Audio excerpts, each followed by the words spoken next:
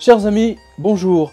Aujourd'hui, j'aurai le plaisir absolument délicieux de vous parler de Monde en collision du docteur Immanuel Velikovsky. Je sais que c'est une vidéo que vous attendez depuis longtemps. Elle était réclamée. Désolé pour le retard. On a pas mal de livres à traiter et c'est vrai que ce Monde en collision est un monument de la littérature du XXe siècle. Immanuel Velikovsky est d'origine russe. Et il a émigré d'abord en France, où il a étudié à l'université de médecine de Montpellier. Et ensuite, il a été à Vienne, où il a rencontré Sigmund Freud, Einstein, Steckel, avec lequel d'ailleurs ils ont collaboré à une revue commune. Velikovsky donc se destinait à la médecine, et c'est à la suite de sa rencontre avec Freud qu'il s'est orienté vers la psychanalyse. Je rappelle qu'à son époque, la psychanalyse était quand même quelque chose de tout à fait nouveau. Les discussions sans fin avec le docteur Freud l'ont littéralement bouleversé, lui ont donné une nouvelle grille de lecture, et c'est par une série de hasards et de coïncidences, si toutefois le hasard existe, surtout en considérant ce qu'il a écrit dans cet ouvrage. Il a pris le bateau pour aller aux États-Unis pour une visite de 15 jours, et entre-temps la guerre a été déclarée, ce qui fait qu'il s'est retrouvé bloqué à New York pendant toute la durée de la Seconde Guerre mondiale. C'est aussi simple que ça, s'ennuyant à mourir, ne sachant pas quoi faire, il a voulu vérifier quelque chose dans l'histoire juive, dans la correspondance en fait des pharaons égyptiens avec ce que raconte l'Ancien Testament. Donc il a voulu, si vous voulez, poser l'une au-dessus de l'autre les chronologies égyptiennes et la chronologie juive. C'est comme cela qu'en fait, il a été amené progressivement à écumer toutes les bibliothèques de New York, et en particulier la grande bibliothèque, celle qui a été immortalisée dans plusieurs films. Velikovsky a passé 4 années à fouiller, il s'est transformé en rat de bibliothèque, disons-le clairement. Et au fur et à mesure de ses recherches, il s'est rendu compte en fait que rien ne tenait. La chronologie officielle ne tenait pas, et progressivement il s'est rendu compte aussi que s'il appliquait ce que Freud lui a appris, donc la psychanalyse, s'il l'appliquait donc à l'Ancien Testament, s'il l'appliquait aux textes anciens des Mayas, des Aztèques et ainsi de suite, des Kirghizes, tout ce que la bibliothèque contenait déjà de travaux d'ethnologues, eh bien, il se dessinait une nouvelle carte du ciel. Et il s'est rendu compte qu'en fait, tous les textes antiques parlent d'une sorte de catastrophe qui a eu lieu dans le ciel, et dont nous avons encore les traces aujourd'hui. Par exemple, sortir de la cuisse de Jupiter. Sortir de la cuisse de Jupiter est une illustration parfaite de ce que dit Velikovsky, à savoir que la planète Vénus a été éjectée par Jupiter, et que c'est une planète très très jeune, et qu'elle tourne dans le sens contraire d'une montre. Alors je peux vous dire que quand son livre est sorti en 1950, il a eu tous les scientifiques contre lui qui lui ont dit que c'était un crétin. D'ailleurs, tant et si bien, si vous voulez, que son livre a été censuré, alors que c'était l'un des plus grands best-sellers de l'histoire de l'édition américaine. Et il a été forcé par les enseignants, par les professeurs de physique, à changer d'éditeur, parce que son éditeur publie également des livres scolaires. Donc vous imaginez, chantage, censure, je vous en passe, c'est des meilleurs.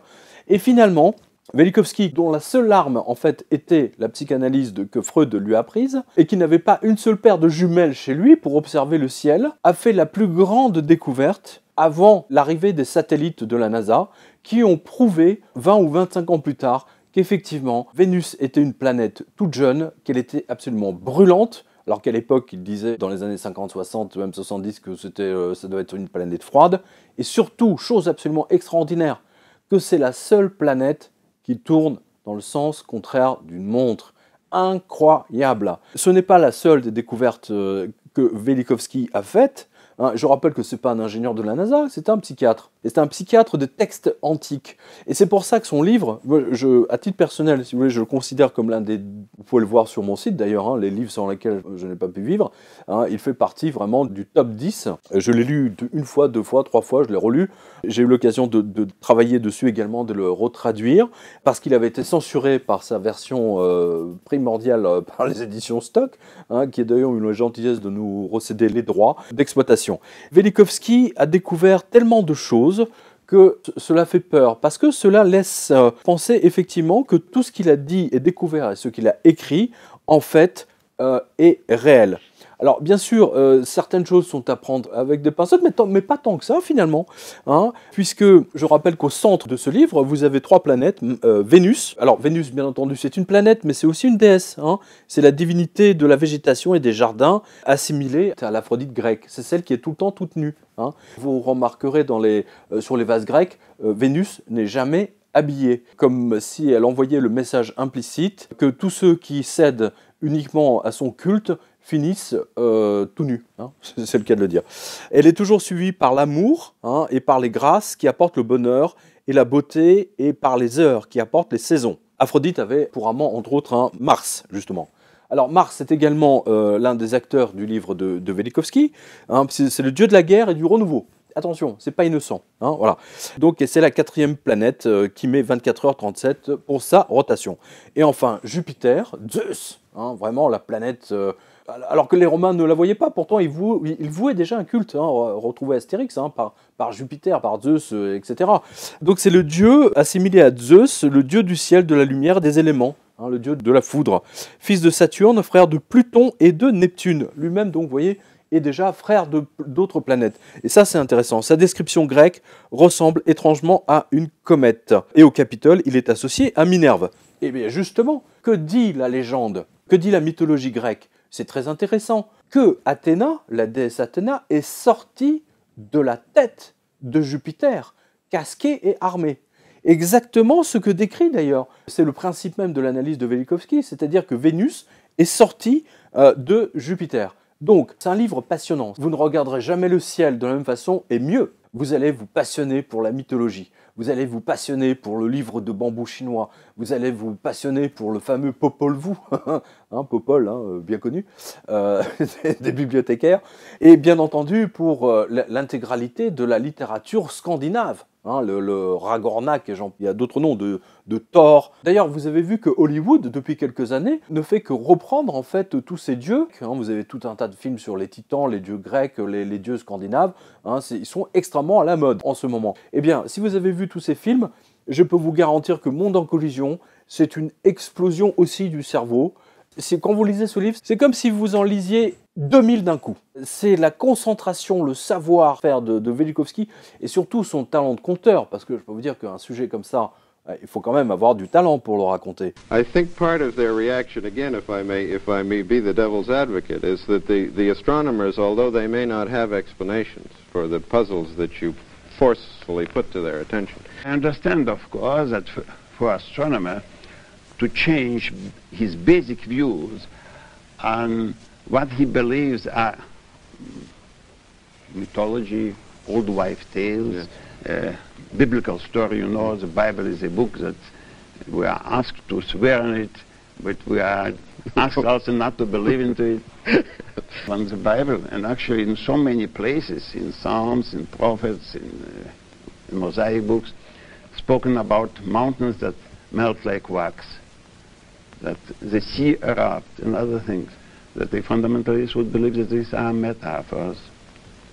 But I found that the same sentence, the same description are plentifully available in Mexican, in Chinese, in yes, Hindu, exactly, in all exactly. that. And I didn't give any preference to the Bible. Il a réussi le tour de force. Vous voyez, il a publié dans les années 50. Il est toujours là. Hein, nous sommes en 2014. Voilà. Nous, on l'a sorti en 2003, hein, cette nouvelle version. Ça a été effectivement un grand succès. Je me souviens, on avait très peur. On se disait, bon, ça va peut-être intéresser 400 ou 500 personnes. Je peux vous dire qu'on l'a déjà réimprimé, je ne sais pas, au moins 5 ou 6 ou voire 10 fois. Hein, voilà. Donc, Monde en collision, Velikovsky, c'est du très haut niveau, mais en même temps qui reste abordable à tout le monde. Je vous dis, vous lisez ça, vous lisez une bibliothèque entière. Vous êtes familiarisé avec les mystères du ciel et surtout avec les légendes du ciel. Et vous saurez pourquoi les Gaulois, justement, les ancêtres, hein, n'avaient peur que d'une seule chose, que le ciel leur tombe sur la tête. À la lueur de ce livre, vous allez comprendre que cette phrase, elle est tout à fait intelligente. Parce que effectivement, Velikovsky, comme le livre d'Hippoware, comme l'Ancien Testament, raconte bien que le ciel leur est tombé sur la tête.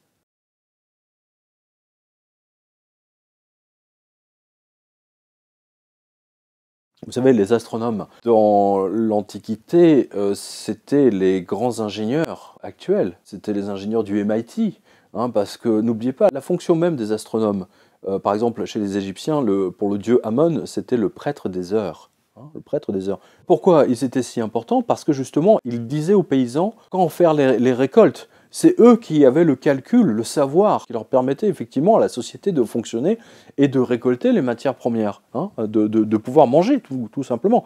Donc ces gens-là étaient payés à observer le du ciel. Ils n'étaient pas plus ou moins observateurs que Tycho Brahe et d'autres, hein, ou Galilée. Ils voyaient exactement les mêmes choses, mais ce qu'on a vu par exemple, c'est que les Sumériens avaient une planète supplémentaire par exemple. Hein. C'est très intéressant à comparer. Velikovsky résout le problème des 360 jours. Hein, on l'a également dans l'Ancien Testament, dans les tout premiers textes. Dans le livre d'Enoch, on a l'ange. L'ange, je crois que c'est Uriel, si mes souvenirs sont bons. Hein, je crois que c'est dans le Enoch Dialogue avec Dieu et les anges, où je développe justement cette partie des 360 degrés, qui était déjà le premier constat des prêtres sumériens, des observateurs sumériens, puisque c'est eux qui ont inventé le principe de notre calcul du temps. Hein, les 60 minutes que vous avez, c'est typiquement sumérien. Hein. Si aujourd'hui vous regardez votre thème astrologique dans Cosmopolitan ou dans le Figaro Magazine, c'est grâce aux prêtres sumériens, c'est eux qui ont inventé ça. Hein. Même le principe du fait que les étoiles influent sur notre destinée. Donc vous voyez que c'est toujours là.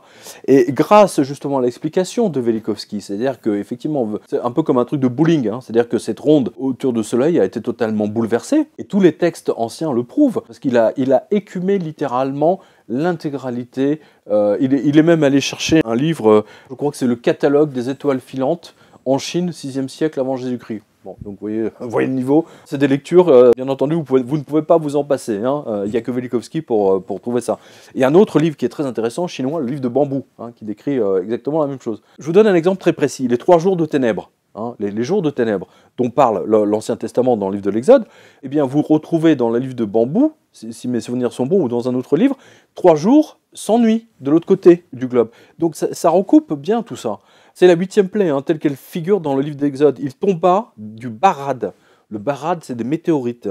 Et le feu était mélangé au barad. Elle était si violente qu'il n'y en avait point eu de semblable en Égypte depuis qu'elle forme une nation. Donc ça, c'est Exode 9, 24. Il y eut du tonnerre, plus exactement un grand bruit, et de la grêle. Et le feu se rua sur la terre. Exode 9, 23. Voilà.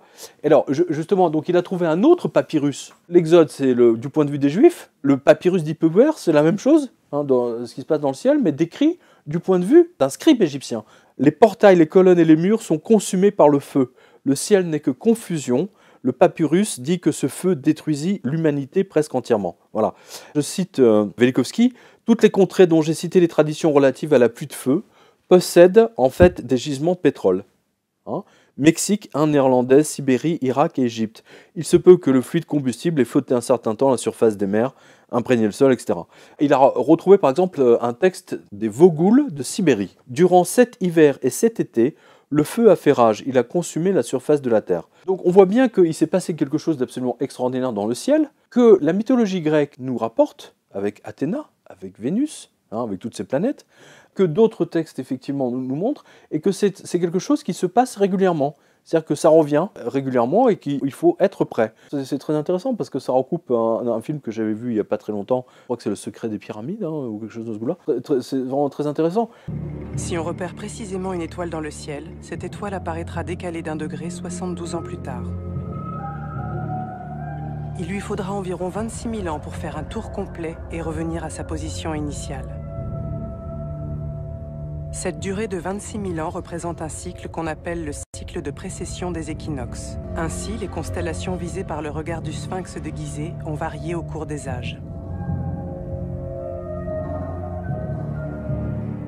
Mon informateur m'expliqua que le site de Gizeh fonctionne comme une horloge astronomique dont le cadran est marqué par ses 4 étoiles. Le regard du sphinx forme l'aiguille de cette horloge, qui fait un tour sur elle-même en un peu moins de 26 000 ans, et permet donc de repérer avec précision la position de la Terre dans ce grand cycle. Je pense que Velikovsky, la NASA d'ailleurs le reconnaît comme celui qui a fait avancer la science de l'astrophysique, parce qu'il a été promis à dire aussi, par exemple, que l'espace n'est pas vide. Il a été tourné en dérision. Hein, et je me souviens très bien avoir vu en 2003, Science et Vie, hein, l'affiche, vous savez, sur le cul de kiosque, l'espace n'est pas vide. Nos corps, nos maisons, notre monde et même le vide intersidéral sont emplis d'une mystérieuse substance.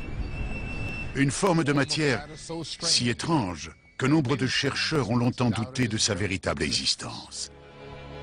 Mais en 2009, un détecteur de particules extraordinairement sensible en a décelé les premiers signes. Nous en avons conclu qu'il devait y avoir une quantité considérable de matière invisible. De fait, près de 90 à 95% de la matière d'une galaxie est invisible. C'est une spéculation véritablement révolutionnaire. Les galaxies pourraient regorger d'une substance invisible, ce que les chercheurs finissent par nommer la matière noire.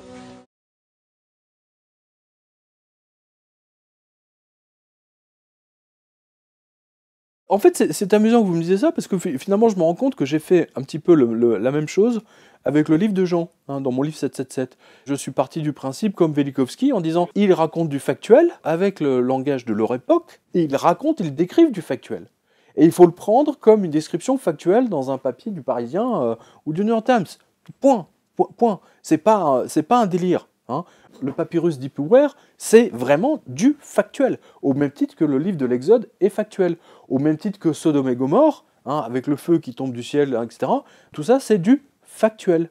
C'est grâce au travail de Freud que, n'oubliez pas, hein, que Velikovsky a pu justement décrypter tout ça. Il a une grille de lecture, et sa grille de lecture, collée à tous ces textes, eh bien d'un seul coup, vous obtenez une cartographie totalement différente du ciel, vous remontez dans le passé, et c'est ce qui lui a permis de dire que Vénus, en 1950, vous imaginez, il dit Vénus est une planète jeune, elle est brûlante, et elle tourne dans le sens contraire d'une montre. Moi, c'est ce qui m'a le plus marqué, qu'elle tourne dans le sens contraire d'une montre, alors que c'est la seule planète du système solaire à tourner dans le sens contraire d'une montre.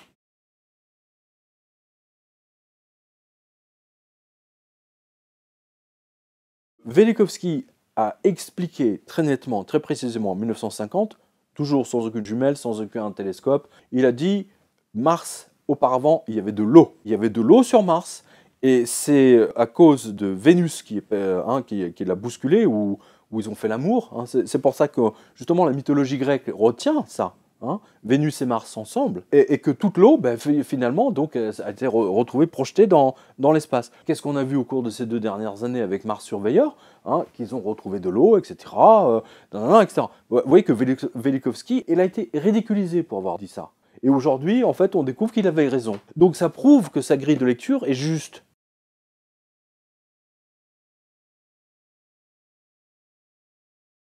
Absolument. Einstein, il se connaissait, hein, parce qu'il était à Princeton, et il était fasciné. Einstein était fasciné par Monde en collision, et quand Einstein est mort, en fait, le livre qui était ouvert sur sa table de chevet, c'était toujours Monde en collision, qu'il a noté, etc. Je peux vous dire que si Einstein était en train de cogiter là-dessus, c'est qu'il y avait de bonnes raisons. Hein. Alors, on vous dit, en 1950, les spécialistes disaient que la température à la surface de Vénus était de moins 25 degrés, de jour comme de nuit. Velikovsky a annoncé que ce froid disparaîtra rapidement car Vénus toute jeune deviendra volcanique comme toute planète qui vient de naître. Il a été ridiculisé par cette affirmation. En 1961, la sonde Mariner 2 explora Vénus. À la stupéfaction des astrophysiciens, la température enregistrée dépassait les 320 degrés. En 2001, soit 51 années après sa déclaration, les sondes spatiales ont enregistré sur Vénus des records de chaleur frôlant les 500 degrés. Donc 100 degrés de plus qu'en 1961. Voilà. Alors ensuite, il a donné... il a fait encore plus fort. Velikovsky a donné la composition de Vénus, uniquement avec ses textes antiques, le mec. Attends, c'est fort quand même. Allant à contresens de tout ce qui était dit et pensé à l'époque. Et ensuite, il a indiqué que la collision de Vénus l'a forcé, hein, c'est-à-dire que c'est la collision qui a forcé Vénus à se mettre à tourner dans l'autre sens. Hein, voilà.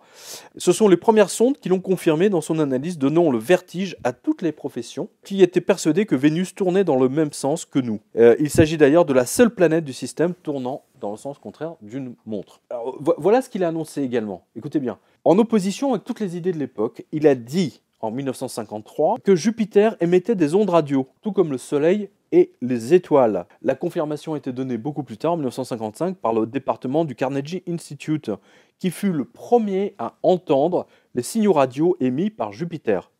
Il avait même fait un pari, justement, parce que vous en parliez tout à l'heure avec Einstein, que ce dernier, effectivement, surpris par cette extraordinaire prédiction, perdit. Hein, voilà. Il félicitait Velikovsky en lui demandant laquelle de ses autres prédictions il aimerait voir se réaliser. 8 jours plus tard, Einstein mourut alors qu'il était en train de relire Monde en collision pour la 3e fois. C'est quand même un hommage absolument phénoménal. Alors ensuite, 30 ans avant que les Américains marchent sur la Lune, il avait dit que celle-ci était parcourue en permanence par des petits tremblements de Lune. En 1950, il a dit que la... Alors ça, c'est génial.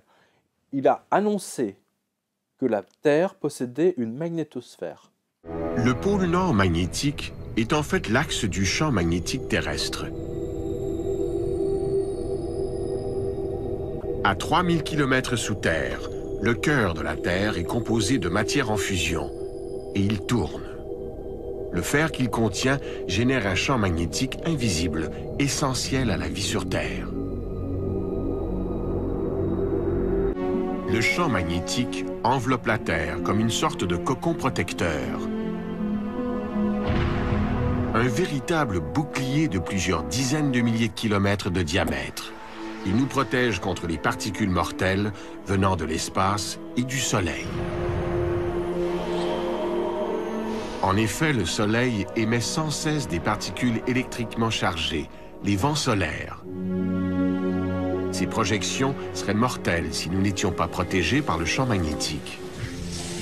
Sans lui, l'atmosphère telle que nous la connaissons disparaîtrait, ainsi que toute forme de vie. La Terre deviendrait aussi stérile que Mars ou la Lune, toutes deux dépourvues de boucliers magnétiques. Je ne sais pas si vous imaginez, c'est complètement fou comme truc. Comme d'ailleurs toutes les planètes, et cette information représente le cœur de sa déduction empirique reposant uniquement sur des textes antiques. Et la magnétosphère terrienne a été découverte, enfin confirmée en 1958 par Van Allen, hein, le fameux. Pas confondre avec le groupe de rock, avec le guitariste, quoique. En 71, donc, la sonde Mars 3 a prouvé qu'elle atteignait 49 fois la distance entre la Terre et la Lune. La magnétosphère de Jupiter a été photographiée avec une caméra à ion en février 2002 par Cassini du JPL. Il a ensuite dit que le Soleil également possédait un champ magnétique d'une puissance considérable, alors qu'à cette époque, notre étoile n'était pas censée avoir, enfin, selon les ingénieurs de l'époque. Donc vous voyez que tous les livres de scientifiques de l'époque ont déjà été pilonnés depuis longtemps, mais Monde en collision est toujours ici. Alors, Velikovsky a dit des choses encore plus géniales. Écoutez bien. Il a dit que les pôles magnétiques de la Terre ont été inversés à plusieurs reprises à la suite de cataclysmes majeurs qui ont déplacé les pôles et les océans. Depuis, cette idée a fait son chemin, et on peut dire que Velikovsky est le père d'une toute nouvelle science, hein, puisque c'est la science du catastrophisme. Et pourquoi le pôle magnétique bouge-t-il si vite? Où va-t-il s'arrêter? Contrairement à ce qu'on pourrait croire, ça n'est pas le pôle magnétique nord qui se met à glisser vers le sud pendant que de l'autre côté, le pôle magnétique sud glisse vers le nord. En réalité, on voit que le champ magnétique diminue en intensité, à peu près jusqu'à 10% de son intensité actuelle. Et lorsque ça se produit, le champ progressivement cesse d'être dipolaire. C'est-à-dire qu'en fait, à la surface de la Terre apparaissent plusieurs pôles magnétiques nord, plusieurs pôles magnétiques sud. Et ces pôles vont ensuite avoir un mouvement, un balai assez compliqué, et qui va finalement aboutir, lorsque le champ magnétique reprend de la vigueur, à une configuration où progressivement les pôles magnétiques nord ont migré vers le sud et à ce moment-là se rejoignent pour recréer une situation dipolaire avec un pôle magnétique nord et un pôle magnétique sud. Et en 1978, hein, là aussi, il avait 30 ans d'avance, la première dépêche de cette nouvelle génération tomba sur le fil de l'agence de presse UPI avec le titre « Les experts disent que l'Alaska avait été tropical », citant le paléobotaniste M. Jack Wolf, qui déclarait « Si ce que nous avons trouvé ici est confirmé ailleurs, cela veut dire que l'axe de rotation de la Terre était bien moins incliné vers le Soleil. » Voilà, tout simplement. Ce qui vous explique pourquoi dans le livre d'Enoch, l'ange Uriel, avec Enoch, donne une année à 360 jours, et pourquoi aujourd'hui nous sommes à 365 jours. Voilà. Ensuite, il a déclaré, Velikovsky, donc, que le système solaire était instable. Une hérésie pour l'époque. By now it's 100 years since Darwin achieved his victory over the book of Genesis. Now it is a little bit difficult to go back and to say, well, the story is not exactly so. We have the phenomena from all places, from the bottom of the sea with ash and with nickel which is of meteoric origin, and the ash that covers all the bottom of the ocean. And you know, geologists today claim, like Professor Ewing of Columbia University, that it was an encounter with a terrific comet that spread this ash all over the world, and now it's found evenly spread on the bottom of the oceans. Mais Velikovsky, c'est un peu comme Galilée, hein, c'est le Galilée, tout bêtement, voilà. Et ce n'est qu'à partir de 97 que les astrophysiciens ont commencé à reconnaître que le Soleil pouvait attirer des planètes et que d'autres pouvaient même être éjectées du système solaire. Donc ce n'est pas un mécanisme, vous voyez, comme une horloge figée pour l'éternité, pas du tout. Il peut se passer des choses absolument extraordinaires. Il a parlé également de l'importance capitale des interactions électromagnétiques. Et ensuite, il avait également, ça on en a parlé, donc il avait annoncé que Mars avait eu beaucoup d'eau. Hein, donc là, il a eu 50 ans d'avance. Mais surtout, il a expliqué que dans l'espace, une autre force totalement distincte de celle de la gravitation exercée par les planètes est là. Et ça a été confirmé en 1998, puis en 2001, par la découverte d'une force inconnue jusqu'à maintenant, s'exerçant dans le vide de l'espace, par le Lawrence Berkeley Labs. Hein, voilà, donc je rappelle juste pour la forme que Velikovsky n'était pas astrophysicien, il était psychiatre, qui, se basant sur le principe de l'amnésie collective, a prouvé que notre Terre a subi de terribles violences cosmiques dont personne aujourd'hui ne veut se souvenir. Voilà.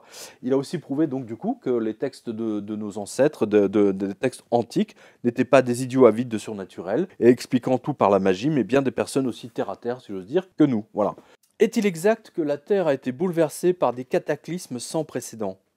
Pourquoi les livres bouddhiques parlent-ils d'une année à 360 jours? Pourquoi les scientifiques enregistrent-ils des inversions de polarité dans les rochers? Pourquoi les océans se sont-ils massivement déplacés et les jungles transformées en déserts? Comment explique-t-on la présence de mammouths en Sibérie instantanément gelés alors qu'ils étaient en train de mâcher tranquillement, sachant que leur examen prouve qu'ils vivaient dans un climat tempéré? Et pourquoi ont-ils été tous décimés d'un seul coup? D'où viennent les palmiers retrouvés au pôle Nord? Depuis quand le 13 porte-t-il malheur? Comment expliquer que le papyrus égyptien Ipuwer ainsi que les textes aztèques, chinois et mayas confirment le texte de la Bible des 10 plaies d'Égypte? Mais surtout, pourquoi ce livre est-il le plus combattu et censuré de tous les temps? Dans Monde en collision, le livre le plus controversé de l'histoire de l'édition moderne, le docteur Immanuel Velikovsky répond de manière si révolutionnaire qu'on en ressort avec un choc intellectuel. Cette nouvelle édition contient la biographie de Velikovsky, reconnu maintenant comme l'un des plus grands génies du XXe siècle, l'histoire du livre, des documents, la liste de ses découvertes incroyables, confirmée depuis par les sondes spatiales et bien sûr Monde en collision lui-même. Et juste pour vous donner une idée, donc le docteur Carl Sagan, astrophysicien de renom, avait dit « Je trouve la concentration de légendes accumulées par Immanuel Velikovsky stupéfiante. Si 20% seulement des concordances légendaires sont réelles, il y a quelque chose d'important à expliquer. »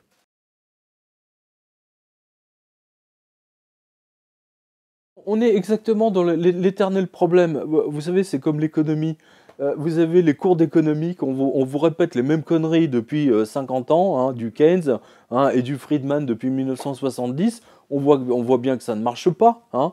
Ça n'empêche pas les profs d'enseigner toujours les mêmes conneries, de former des étudiants qui sortent de leurs écoles chaque année avec les mêmes conneries dans la tête. C'est la même chose dans le domaine universitaire. Si vous arrivez avec des idées contraires de ce qui est enseigné, vous vous faites massacrer. Velikovsky en est l'exemple parfait.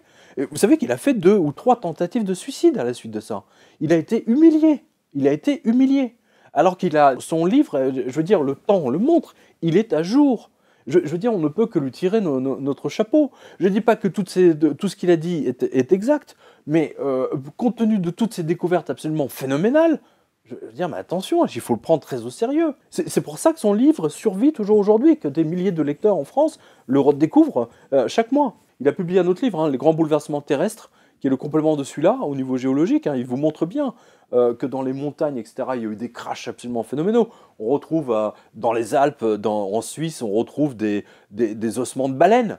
Allô? Des baleines dans une station de ski.